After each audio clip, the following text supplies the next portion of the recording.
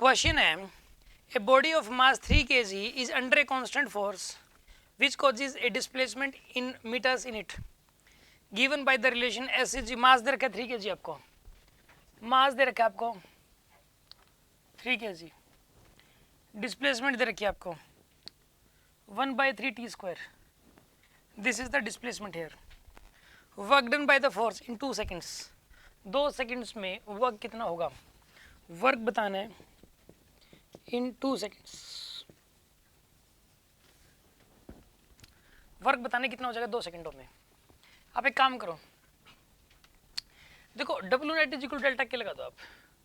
यहाँ पे ना W नेट इक्वल डेल्टा के लगेगा, तो वर्क तो निकालना है आपको। ये जगह हाफ एम वी फाइनल का स्क्वायर माइनस में हाफ एम वी इनिशियल का स्क्वायर। अब मास दे रखा आपको, देखो 2 सेकंड बाद पूछा है, तो 2 सेकंड बाद देखो पहले तो उसकी वेलोसिटी निकाल लो, डिस्प्लेसमेंट को डिफरेंशिएट कर दो। v होता है dx बाई dt, 1/3 को लिख दिया आपने, टी स्क्वायर का डिफरेंशिएशन आ जाएगा 2t, यानी कि 2/3t आंसर आ जाएगा। ये वेलोसिटी आ गई आपके पास, वेलोसिटी आ गई 2/3t के बराबर।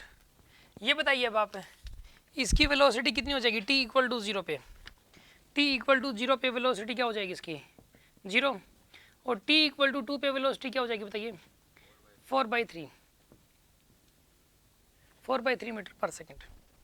t इक्वल टू 2 पे, t इक्वल टू 0 पे वेलोसिटी 0 और t इक्वल टू 2 पे वेलोसिटी हो जाएगी 4/3।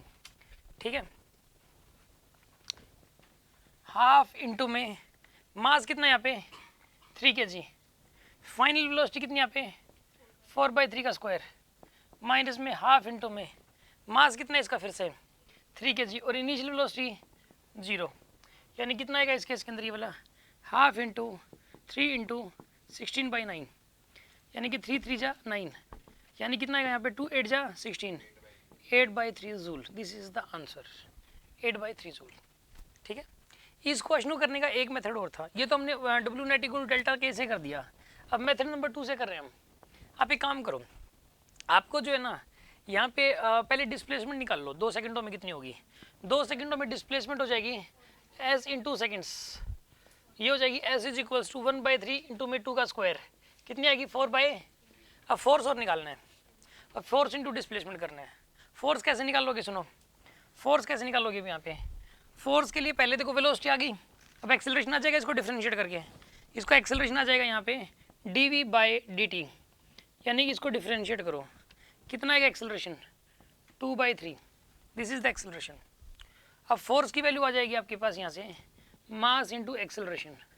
मास है यहाँ पे कितना 3 kg और एक्सेलरेशन है 2/3, यानी कि 2 न्यूटन का फोर्स आएगा यहाँ पे।